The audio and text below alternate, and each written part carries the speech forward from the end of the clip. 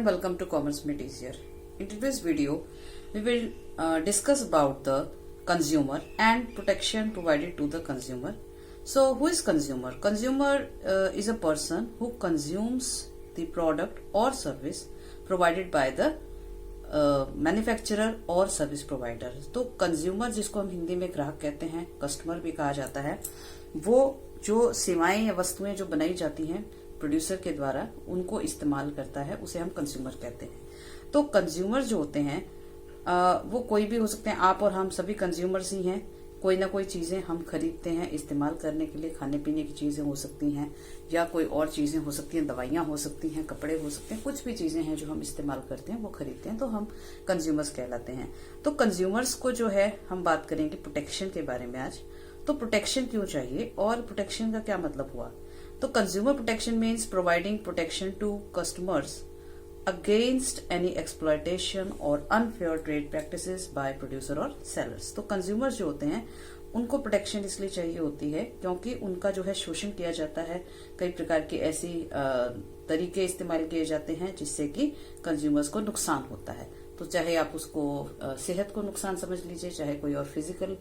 नुकसान है वो समझ लीजिए, या फिर किसी और तरीके का मेंटल टॉर्चर एक तरह से हम उसे कह सकते हैं. तो किसी भी तरीके से जब ग्राहक जो है उसको परेशानी का सामना करना पड़ता है, उस वजह से उसे प्रोटेक्शन चाहिए होती है. तो generally consumers are exploited by the following ways. तो अक्सर जो है ग्राहकों का शोषण किया जाता है, एक्सप्लॉइटेशन किया जाता है. और जो कॉमनली हमारे आसपास जो देखने में चीजें आती हैं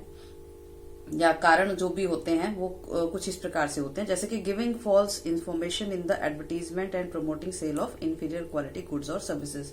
तो कई बार जब हम एडवर्टीजमेंट्स देखते हैं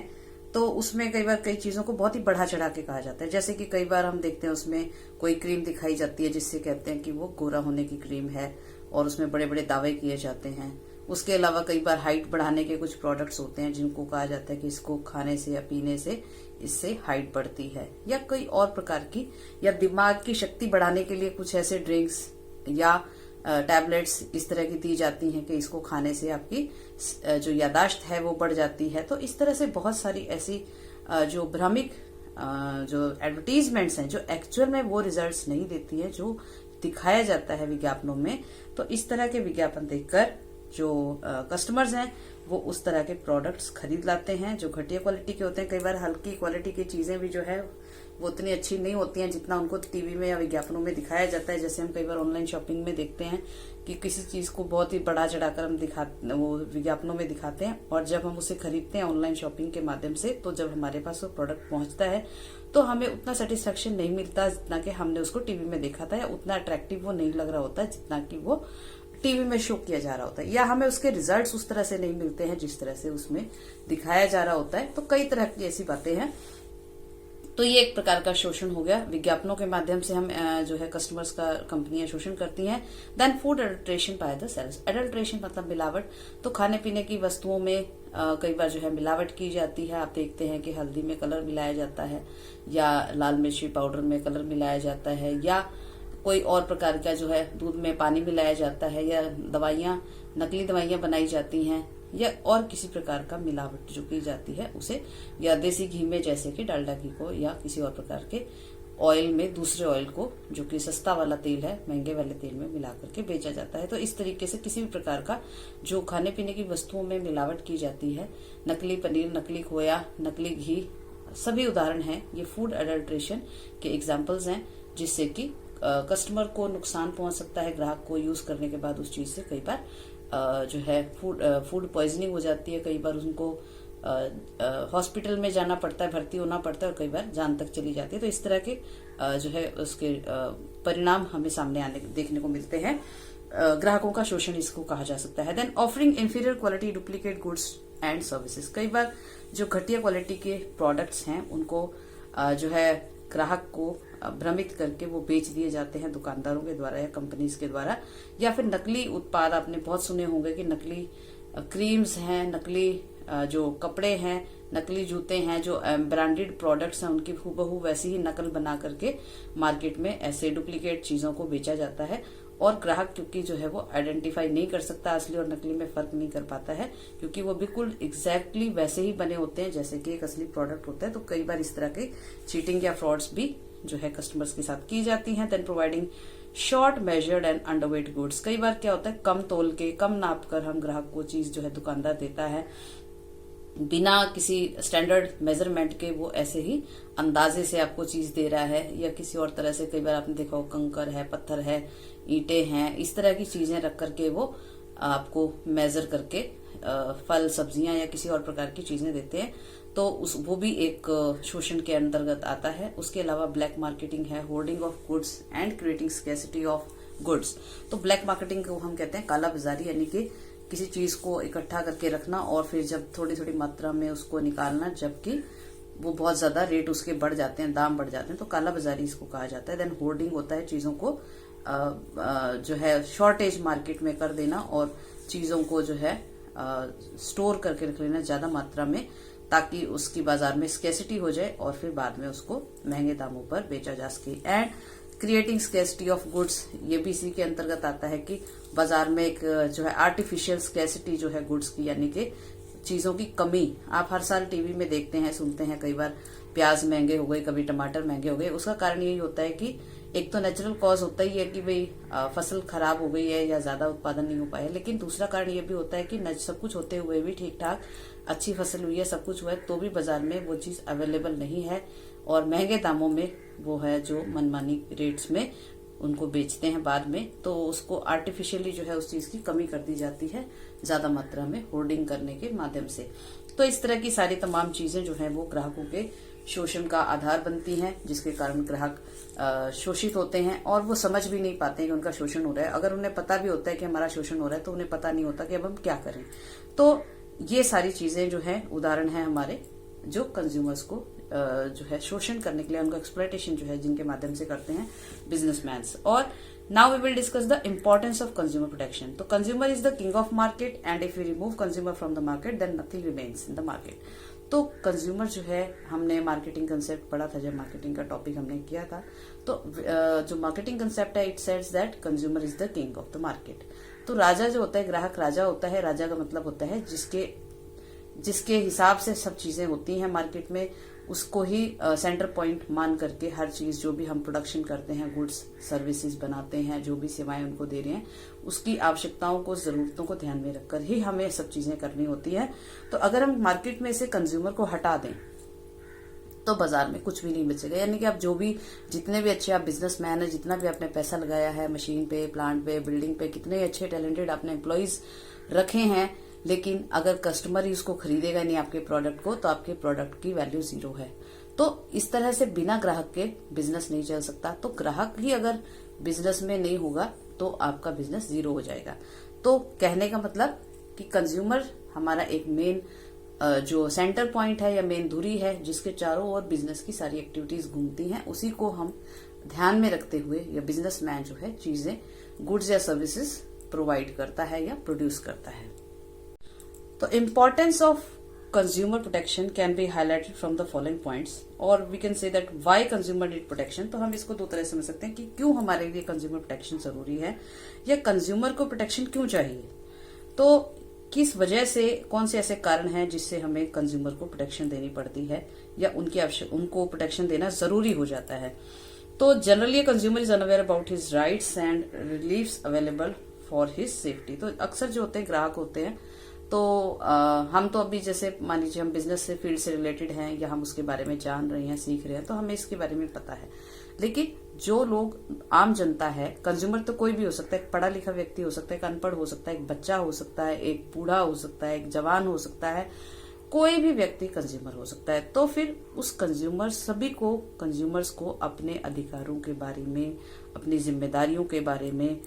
जो कानूनी जो उनको सुरक्षा प्रदान की जा रही है या किसी और प्रकार के उसको जो है सुरक्षा प्रदान की जा रही है, उसके बारे में उसे कुछ भी नहीं पता है कि अगर मेरे साथ शोषण होता है तो मेरा क्या अधिकार है, मैं क्या कर सकता हूँ, कहाँ जा सकता हूँ, किससे शिकायत कर सकता हूँ, किस प्रकार से अपने जो है नुकसान की भरपाई अपने दुकानदार से करा सकता हूँ। तो नॉर्मली हमारे साथ क्या होता है कि जब हमारे साथ कोई शोषण होता है, मान लीजिए आप किसी शॉप से सामान लेने गए और आपको वो अच्छी चीज उसने नहीं दी, वो घटिया क्वालिटी की चीज निकलती है या खराब निकलती है, तो और दुकानदार को हम अगर कहते भी हैं कि इसको चेंज कर दीजिए या इसको ठीक सामान आप मुझे दीजिए, तो वो मना कर देता है। कई बार वो कह देता है कि आपने मेरी शॉप से लिया ही नहीं है, या मैंने तो सही दिया था, आपने घर जाके तोड़ के लाए हो आप, या कुछ भी इस तरह की बात जो है, मतलब कि क्लियरली वो मना कर देता है कि मैं इस चीज चेंज नहीं करूंगा। तो ग्राहक जो है वो कुछ नहीं कर पाता है, और ज्यादा से ज्यादा वो क्या करता है कि अगली बार वो शॉप से सामान नहीं लेगा, किसी और शॉप से ले लेगा। लेकिन ये प्रॉब्लम का सोल्यूशन नहीं है, वो शोषित होता रहता है। फिर नेक्स्ट दुकान पे वो जाता है तो वहां भी क्या जरूरी है कि उसके साथ शोषण ना हो। तो ये एक कारण है जिसकी वजह से कस्टमर को सुरक्षा दी जानी चाहिए, क्योंकि उन्हें अपने अधिकारों का पता नहीं है। उसके बाद consumers are unorganized, so they can not raise their voice against any exploitation. तो कंज्यूमर्स जो होते हैं they are scattered all around, और जो जगह जगह फैले हुए कस्टमर्स हैं वो यूनाइटेड भी नहीं है। जैसे कि हम देखते हैं कि सभी जो फील्ड्स हैं सब में कोई ना कोई जो लोग हैं वो आपस में संगठित होते हैं, यूनियंस हैं उनकी, जैसे ट्रेड ऑर्गेनाइजेशंस होती हैं या आपके एम्प्लॉयज की एसोसिएशंस होती हैं। तो हर जगह कहीं ना कहीं जहां पर भी बहुत ज्यादा मात्रा में ग्रुप में लोग काम करते हैं, तो वहां पर वो अपने संगठन बना लेते हैं, जिससे कि वो किसी भी प्रकार के शोषण के प्रति अपनी आवाज उठा सकें। लेकिन जो कंज्यूमर्स हैं वो जो है वो स्कैटर्ड है, वो फैले हुए हैं जगह जगह, उनको वो संगठित नहीं है, दूर दूर है मान लीजिए, तो उनको पता भी नहीं है कि हम इस तरह से अपना संगठित हो सकते हैं या अपना संगठन बना सकते हैं और किसी प्रकार के शोषण के खिलाफ आवाज उठा सकते हैं। तो उनको इन चीजों का आभास ही नहीं है। तो इस वजह से भी ये जरूरी हो जाता है कि कंज्यूमर्स को प्रोटेक्शन दी जाए। Then consumers are exploited through the unfair trade practices, so they need protection. तो जैसा हम डिस्कस कर ही चुके हैं कि कंज्यूमर्स के साथ कई प्रकार के धोखे होते हैं, कई प्रकार के उनके साथ शोषण होता है, चीटिंग होती है, फ्रॉड्स होते हैं। और ऐसा नहीं है कि सिर्फ गुड्स की ही हम बात करें, सर्विस सेक्टर में भी आप देख सकते हैं कई प्रकार की ऐसे शोषण हम उसको कह सकते हैं। जैसे मान लीजिए जिस तरह की जैसे कि डॉक्टर्स के द्वारा बहुत ज्यादा मनमानी फीस लेना इलाज के लिए, जो कि जैसे कई बार सरकारी रेट तय किए गए हैं किसी दवाई के या किसी इक्विपमेंट के, और उसको ज्यादा रेट में वो मनमाने रेट्स में दे रहे हैं, या इलाज के लिए ज्यादा पैसे मांगना, किसी होटल्स में जो है आपको जिस तरह की सर्विसेज शो की गई थी उस हिसाब से आपको सेवाएं ना मिलना और आपसे ज्यादा पैसे चार्ज करना। तो इस तरह की कोई भी चीजें हैं, चाहे वो बिजनेस की बात, प्रोडक्ट्स की बात हो, चाहे वो सर्विसेज की बात हो, तो सभी को ये कवर कर, ये जो सभी की हम बात कर रहे हैं, तो किसी प्रकार का कोई शोषण है, मिलावट है, कोई नकली चीजें दे रहे हैं, किसी प्रकार का कोई आपसे कोई भी धोखा किया गया है, तो इस प्रकार से ये कंज्यूमर प्रोटेक्शन जो है जरूरी हो जाती है उनको देना। Then providing protection to the consumer is in the long term interest of the business. तो आजकल जो है कंज्यूमर्स की प्रोटेक्शन को या कंज्यूमर्स को महत्व दिया जाने लगा है, क्योंकि बिजनेस भी अब समझने लगे हैं कि उनकी प्रोटेक्शन करेंगे अगर हम, या उनको अच्छी चीज देंगे, अच्छी क्वालिटी की चीज देना, उनके साथ शोषण ना करना, उनको सही दामों में चीजें देना, ये जरूरी हो जाता है, या जिम्मेदारी भी बनती है बिजनेस की।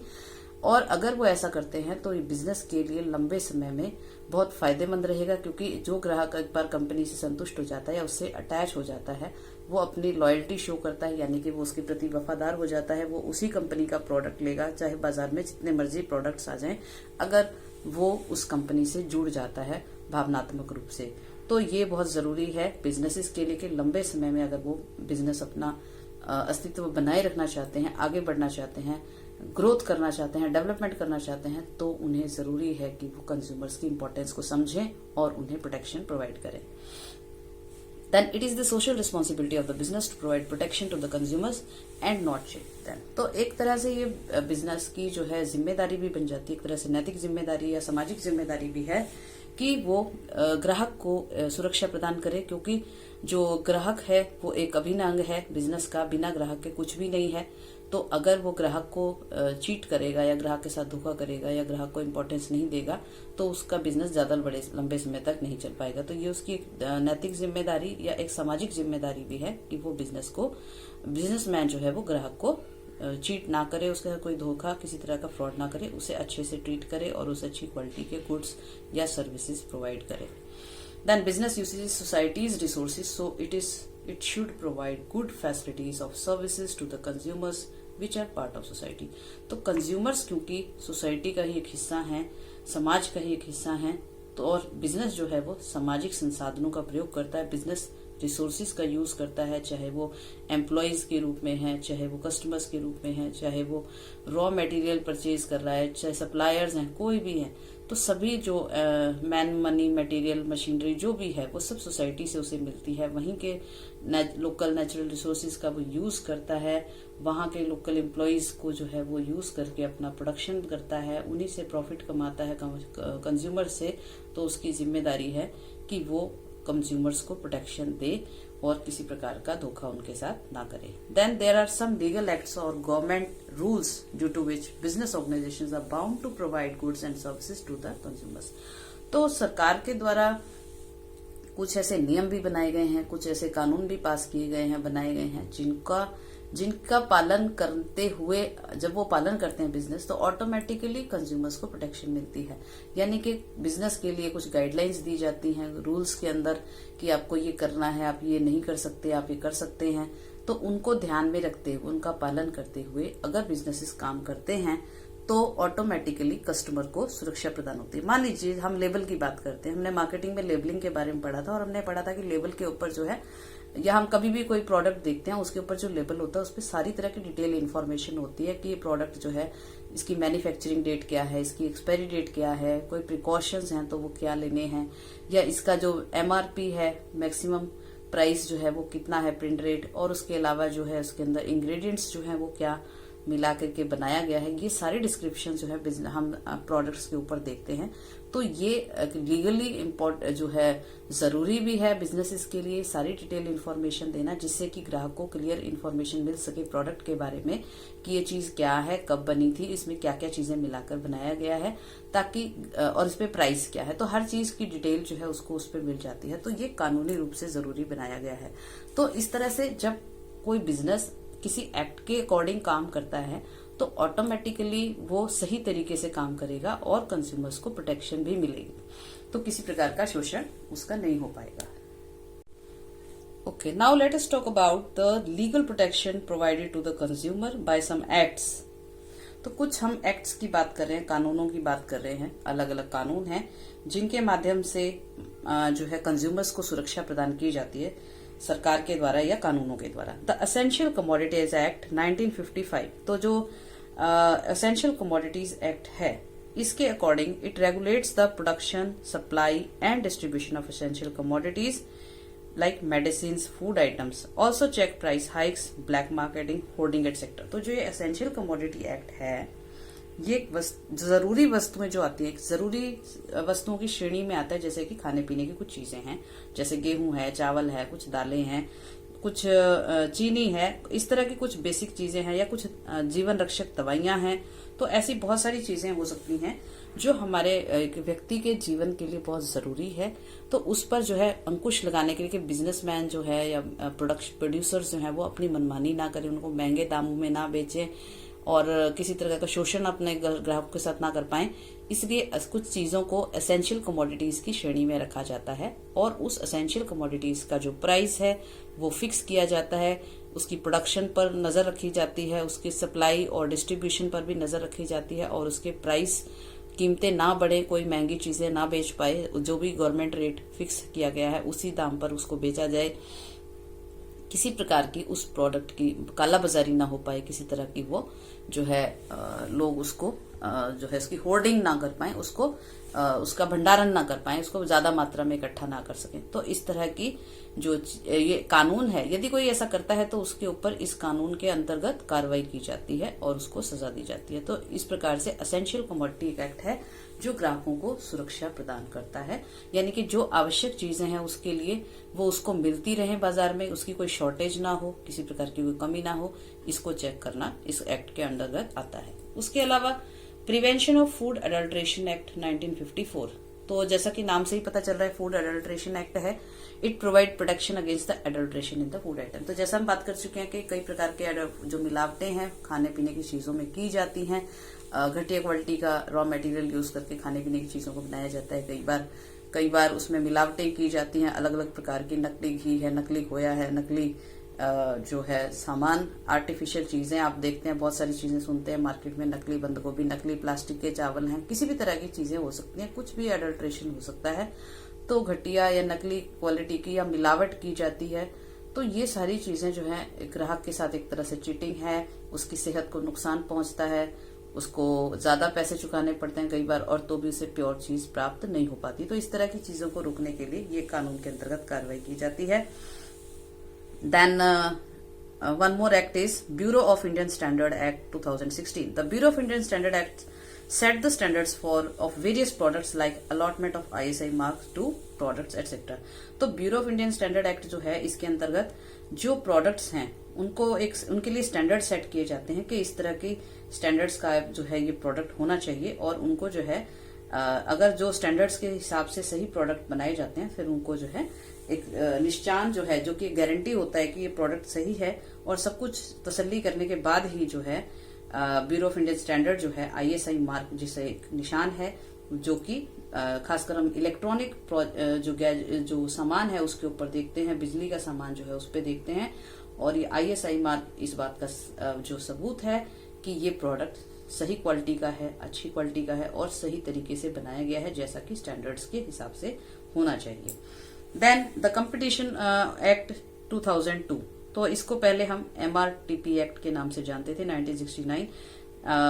Monopolistic and restricted trade practices act, यानी कि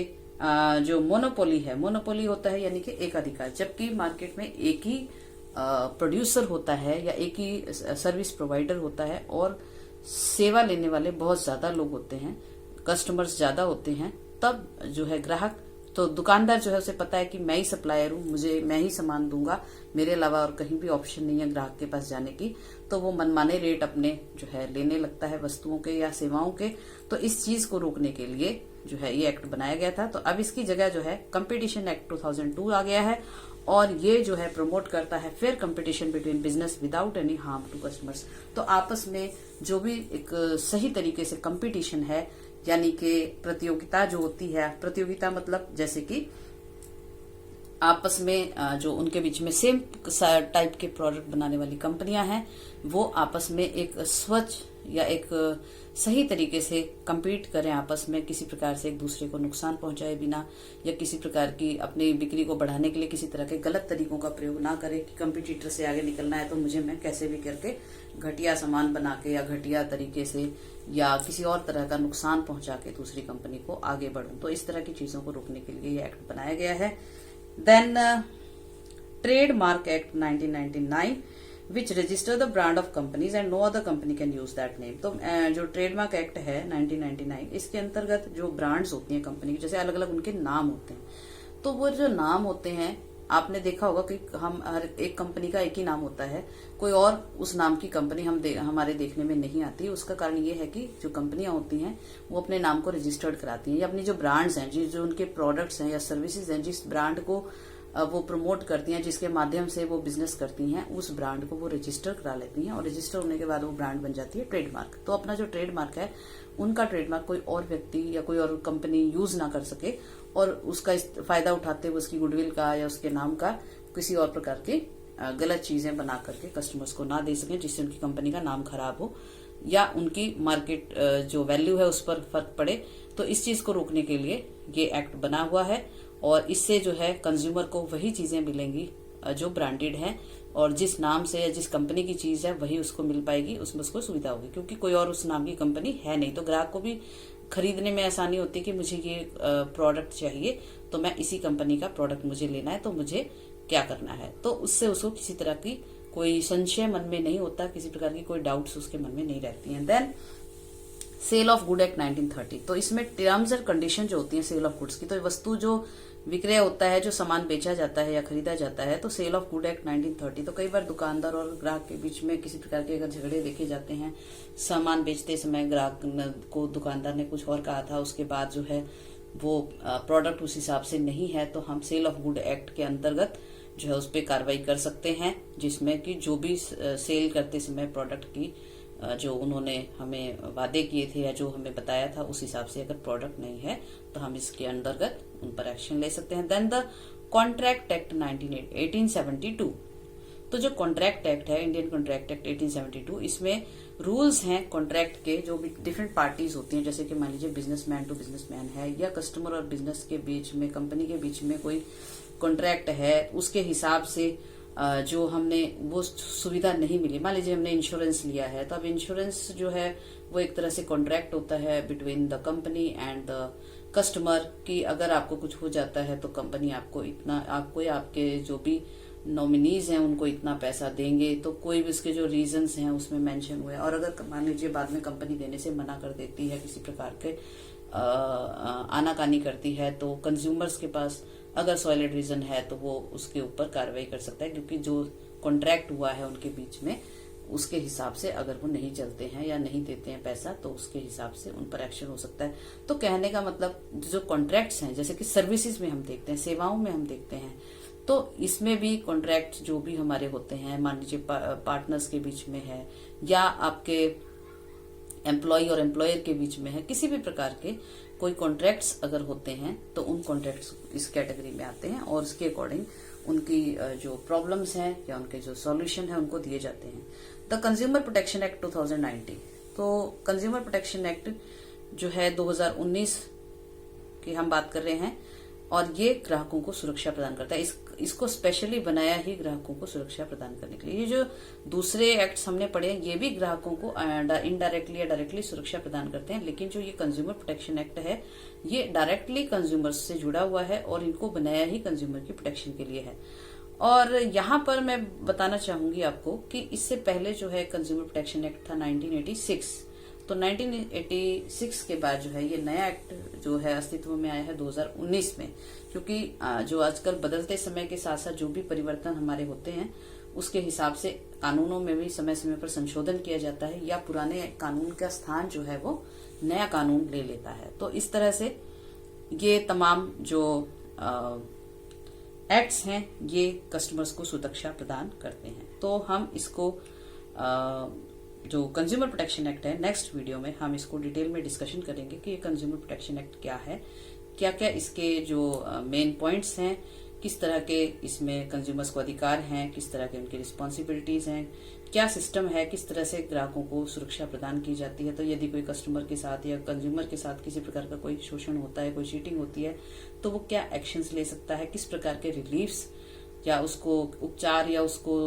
जो है फैसिलिटीज दी जा सकती हैं इस एक्ट के माध्यम से, जिससे कि वो अपने नुकसान की भरपाई कर सके। तो इसको हम अपने नेक्स्ट वीडियो में डिस्कस करेंगे। आज के लिए इतना ही। आशा है आपको आज का वीडियो अच्छा लगा होगा। हमारे इस वीडियो को लाइक करना ना भूलें और शेयर करें, and subscribe my channel to see the more videos